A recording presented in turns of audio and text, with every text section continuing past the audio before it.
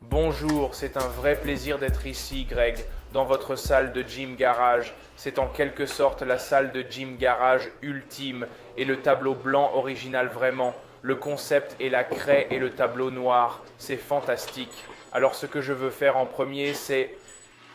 Je veux creuser dans le genre de choses fondamentales de ce qui fait, de pourquoi nous faisons ce que nous faisons. Par exemple, le mouvement humain. Nous essayons d'améliorer le mouvement humain. Le squat de base, qui a été ridiculisé par de nombreuses communautés de musculation et de conditionnement, est la base idéale d'un bon mouvement humain. Êtes-vous d'accord? C'est un élément essentiel. Le squat aérien à vide n'exige-t-il pas une stabilité centrale assez importante? Oui. Je veux revenir un peu en arrière.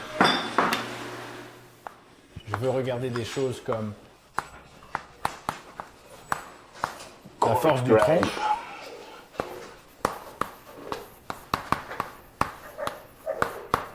le mouvement fonctionnel,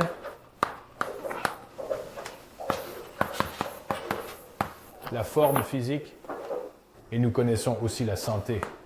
Mais l'une des choses que nous avons trouvées utile et maintenant essentielle est de donner des définitions rigoureuses à certaines de ces choses dont nous parlons déjà. Ainsi, il est déjà question de l'axe central et de la force de l'axe central. Il semble assez juste de se demander ce qu'est le noyau et ce que signifie être fort. Il faudrait probablement commencer par là, et que nous définissons ces choses comme une famille de mouvements qui étaient catégoriquement uniques dans leur capacité à exprimer la puissance.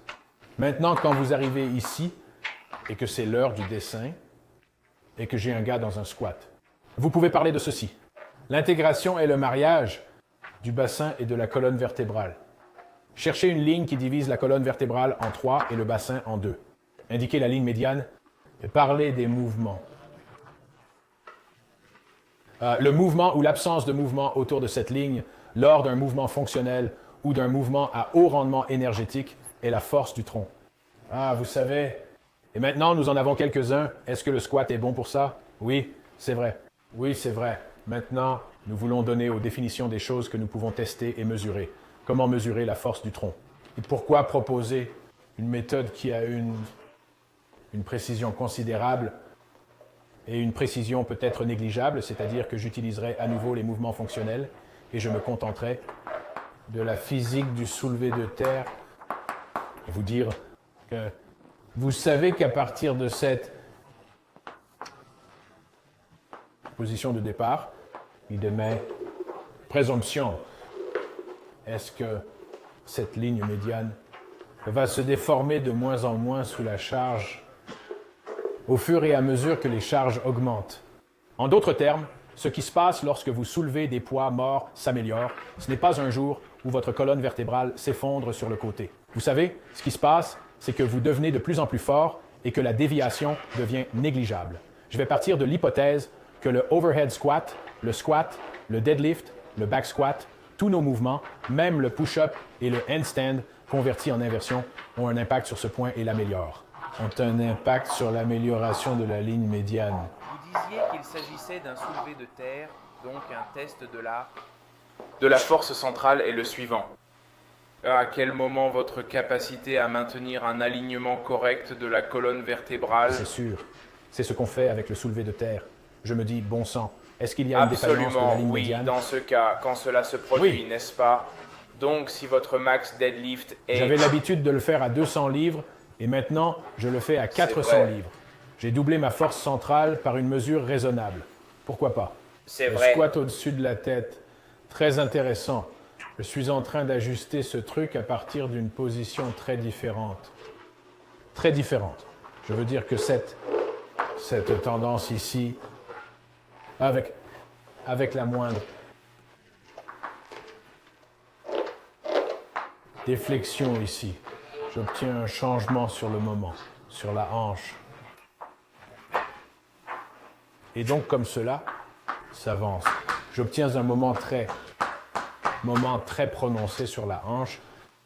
Et la ligne médiane est maintenant de plus haut, peut-être ici, très à droite.